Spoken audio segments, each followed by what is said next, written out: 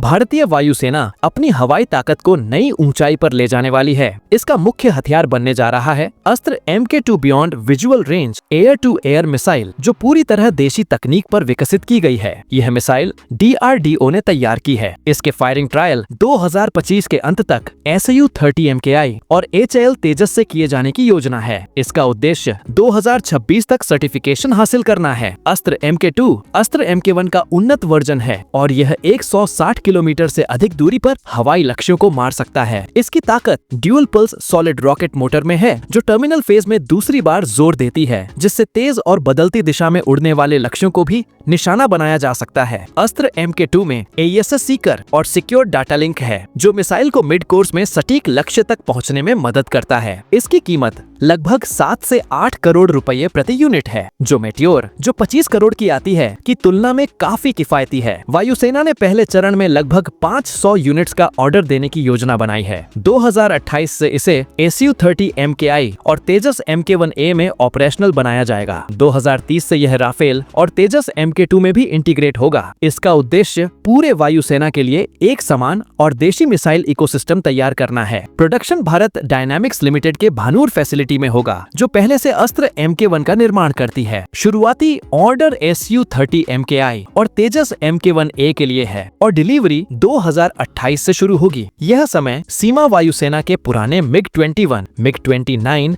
Jaguar और मिराज 2000 विमानों को बदलने की योजना से मेल खाती है। अस्त्र MK2 का विकास इस समय क्षेत्रीय तनावों के बीच आया है। चीन ने LAC के पास 200 से अधिक J-20 स्टेल्थ फाइटर तैनात किए हैं और पाकिस्तान दिसंबर 2025 तक 40 J-35 फाइटर हासिल कर सकता है। इस मिसाइल की 160 किलोमीटर से अधिक रेंज और AESA सीकर दुश्मन के अवैक्स प्लेटफॉर्म्स तक स्टैंड ऑन ऑफ दूरी से हमला करने की क्षमता देती है। ऑपरेशन सिंदूर में भारतीय वायुसेना की सटीक स्ट्राइक ने पाकिस्तान की एयर डिफेंस कमजोरियों को उजागर किया, जिससे आधुनिक beyond visual range air to air missile की जरूरत और स्पष्ट हो गई। MK2 की किफायती कीमत लंबे संघर्ष में इसे टिकाऊ बनाती है। मेटियोर महंगी होने और केवल 36 राफेल जेट्स तक सीमित होने की वजह से पूरी फ्लीट में इस्तेमाल नहीं हो सकती। इसी वजह से वायुसेना अब देशी मिसाइलों पर ज्यादा ध्यान दे रही है। MK3 जिसकी रेंज 300 किलोमीटर और रैमजेट तकनीक है, 2030 में आने के बाद भी MK2 मुख्य हथियार रहेगा, क्योंकि MK3 महंगी और जटिल है। अस्त्र MK2 का प्लेटफॉर्म अग्नोस्टिक डिजाइन